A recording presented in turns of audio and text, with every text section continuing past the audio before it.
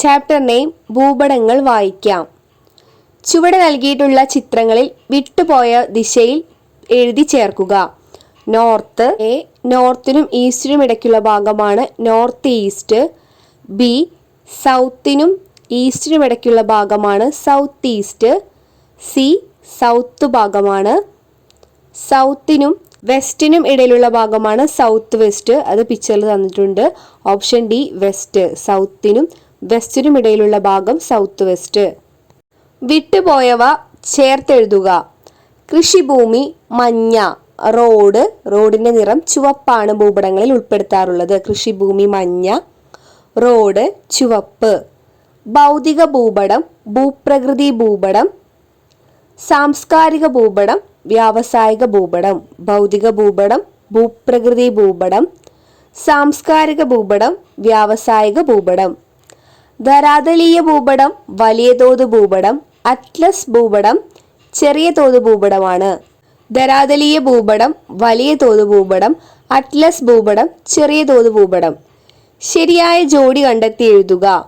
ചെറിയ തോത് ഭൂപടം ചുമർ ഭൂപടം, വലിയ തോത് ഭൂപടം അറ്റ്ലസ് ഭൂപടം, ചെറിയ തോത് ഭൂപടം ധരാതലീയ ഭൂപടം, ചെറിയ തോത് ഭൂപടം കഡസ്ട്രൽ ഭൂപടം. ഇതിൽ ഓപ്ഷൻ എ മാത്രമാണ് ശരിയായിട്ടുള്ളത്. ചെറിയ തോത് ഭൂപടം ചുമർ ഭൂപടം.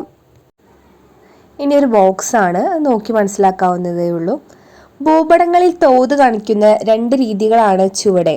ഓരോ രീതിയിലും മേന്മകൾ എഴുതുക. ഭിന്നക രീതി, രേഖാരീതി എന്നിങ്ങനെ രണ്ടു രീതികളിലാണ് ഭൂപടങ്ങളിൽ തോത് കണക്കാക്കുന്നത്. ഭിന്നക രീതി ഓരോ രാജ്യത്തും നിലവിലുള്ള യൂണിറ്റുകളുടെ അടിസ്ഥാനത്തിൽ ഈ ആനുപാതിക അകലത്തെ വായിച്ചെടുക്കാം. എന്നാൽ രേഖാരീതി ഭൂപടങ്ങൾ വലുതാക്കുകയോ ചെറുതാക്കുകയോ ചെയ്യുമ്പോൾ രേഖാരീതിയിലുള്ള തോതും ആനുപാതികമായി മാറുന്നു. ഭിന്നക രീതിയിൽ ഓരോ രാജ്യത്തും നിലവിലുള്ള യൂണിറ്റുകളുടെ അടിസ്ഥാനത്തിൽ ആനുപാതിക അകലത്തെ വായിച്ചെടുക്കാവുന്നതാണ്. എന്നാൽ രേഖാരീതിയിൽ ഭൂപടങ്ങൾ വലുതാക്കുകയോ ചെറുതാക്കുകയോ ചെയ്യുമ്പോൾ രേഖാരീതിയിലുള്ള തോതും ആനുപാതികമായി മാറുന്നു. ഉള്ളടക്കത്തിന്റെ അടിസ്ഥാനത്തിൽ ഭൂപടങ്ങളെ തരംതിരിക്കുക. ഓരോന്നിനും 2 വീതം ഉദാഹരണങ്ങൾ എഴുതുക. ഭൗതിക ഭൂപടം, സാംസ്കാരിക ഭൂപടം. ഉള്ളടക്കത്തിന്റെ അടിസ്ഥാനത്തിൽ ഭൂപടങ്ങളെ പ്രധാനമായി 2ആയി തരംതിരിക്കാം. ഭൗതിക ഭൂപടവും സാംസ്കാരിക ഭൂപടവും. ഭൗതിക ഭൂപടങ്ങളിൽ ഭൂപ്രകൃതി ഭൂപടം, ഭൂവിനിയോഗ ഭൂപടം തുടങ്ങിയവയാണ്. ഭൗതിക ഭൂപടങ്ങൾ ഭൂപ്രകൃതി ഭൂപടം, ഭൂവിനിയോഗ ഭൂപടം തുടങ്ങിയവയാണ്. സാംസ്കാരിക ഭൂപടം രാഷ്ട്രീയ ഭൂപടവും കാർഷിക ഭൂപടം തുടങ്ങിയവയാണ്. സാംസ്കാരിക ഭൂപടം രാഷ്ട്രീയ ഭൂപടം, കാർഷിക ഭൂപടം തുടങ്ങിയവയാണ്. ഗോപുവിന്റെ വീട് സ്ഥിതി ചെയ്യുന്നത് സ്കൂളിന്റെ വടക്കു പടിഞ്ഞാറ് ദിശയിലാണെങ്കിൽ സ്കൂൾ സ്ഥിതി ചെയ്യുന്നത് വീടിന്റെ ഏത് ദിശയിലാണ്?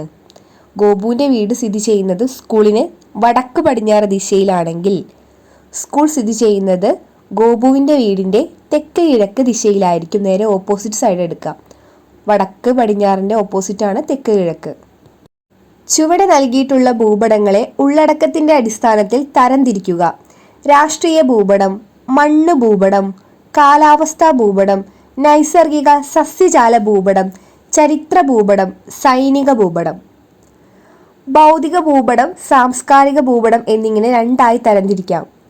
ഭൗതിക ഭൂപടത്തിന് ഉദാഹരണമാണ് മണ്ണ് ഭൂപടം, കാലാവസ്ഥാ ഭൂപടം, നൈസർഗിക സസ്യജാല ഭൂപടം.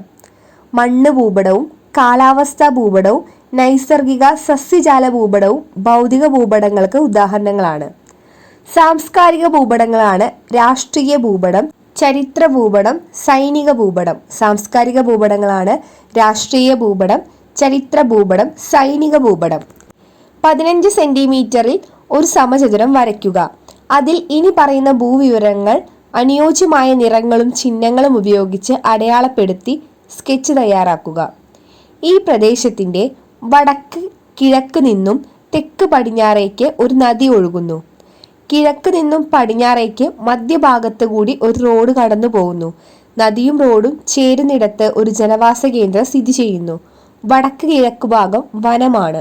നദികൾക്കും വനങ്ങൾക്കൊക്കെ കൊടുക്കാവുന്ന നിറങ്ങൾ വെച്ച് നമുക്ക് തയ്യാറാക്കാവുന്നതേ ഉള്ളൂ ഈ ഒരു സ്കെച്ച്. നെക്സ്റ്റ് ക്വസ്റ്റ്യൻ നോക്കാം. ചുവടെ നൽകിയിട്ടുള്ള ഭൂപടങ്ങളെ ഉള്ളടക്കത്തിന്റെ അടിസ്ഥാനത്തിൽ പട്ടികപ്പെടുത്തുക. നൈസർഗിക സസ്യജാല ഭൂപടം, ഭൂപ്രകൃതി ഭൂപടം, കാലാവസ്ഥാ ഭൂപടം, സൈനിക ഭൂപടം, ഭൗതിക ഭൂപടം, സാംസ്കാരിക ഭൂപടം.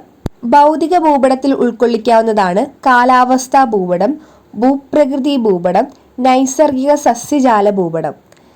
കാലാവസ്ഥാ ഭൂപടം, ഭൂപ്രകൃതി ഭൂപടം, നൈസർഗിക സസ്യജാല ഭൂപടം. സാംസ്കാരിക ഭൂപടങ്ങളാണ് ഭൂവിനിയോഗ ഭൂപടം, ചരിത്ര ഭൂപടം, സൈനിക ഭൂപടം. ഭൂവിനിയോഗ ഭൂപടം, ചരിത്ര ഭൂപടം, സൈനിക ഭൂപടം.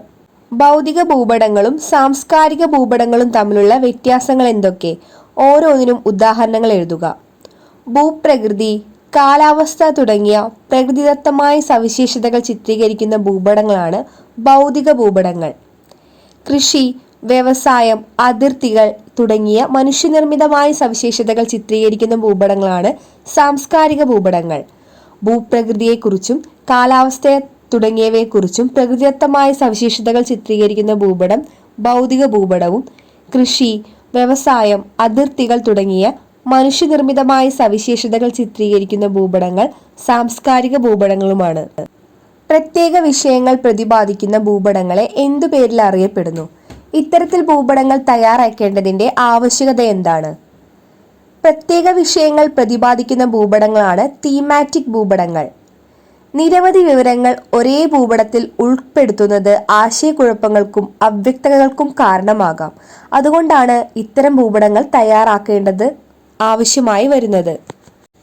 ക്ലാസ് റൂം പ്രവർത്തനങ്ങളുടെ ഭാഗമായി സംസ്ഥാന അതിർത്തികൾ ചിത്രീകരിക്കുവാൻ ആവശ്യപ്പെട്ടിരുന്നു.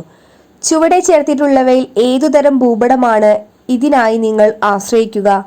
ജ്യോതിശാസ്ത്ര ഭൂപടം, കഡസ്ട്രൽ ഭൂപടം, ഭൗതിക ഭൂപടം, രാഷ്ട്രീയ ഭൂപടം.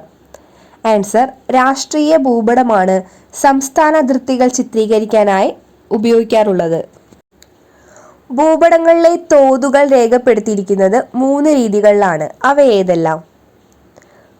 പ്രസ്താവന രീതി, ഭിന്നക രീതി, രേഖാരീതി. പ്രസ്താവന രീതി, ഭിന്നക രീതി, രേഖാരീതി എന്നിങ്ങനെയാണ് ഭൂപടങ്ങളിലെ തോതുകൾ രേഖപ്പെടുത്തിയിരിക്കുന്നത്. താഴെ കൊടുത്തിരിക്കുന്ന ചിഹ്നങ്ങളെ തിരിച്ചറിയുക. PO പോസ്റ്റ് ഓഫീസുമായി ബന്ധപ്പെട്ടിരിക്കുന്നു. PS police station. ചുവപ്പ് നിറത്തിൽ കാണിച്ചിരിക്കുന്നത് പാർപ്പിടങ്ങളാണ്. കറുപ്പ് വരകളിൽ സൂചിപ്പിച്ചിരിക്കുന്നത് railway station. Post office, police station, പാർപ്പിടങ്ങൾ, റെയിൽവേ സ്റ്റേഷൻ.